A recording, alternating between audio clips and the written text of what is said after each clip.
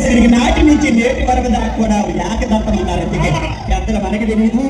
ఎంతకన్నా శాస్త్రవేత్తలు ఉన్నారు, పండితులు ఉన్నారు, కావాలి ఉన్నారు.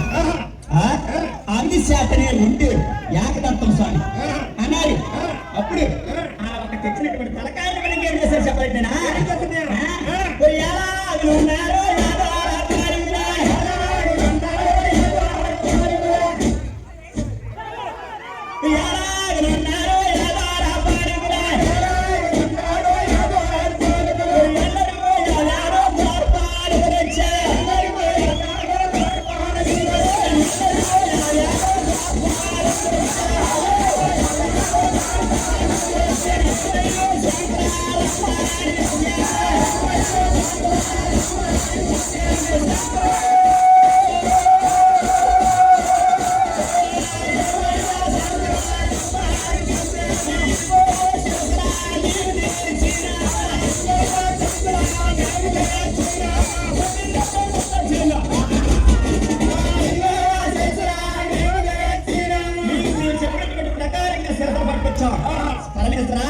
ఇది కానీ శిరస్సు వచ్చేసరికి శంకర విఘ్నేశ్వరుడు నటించి ఖచ్చితంగా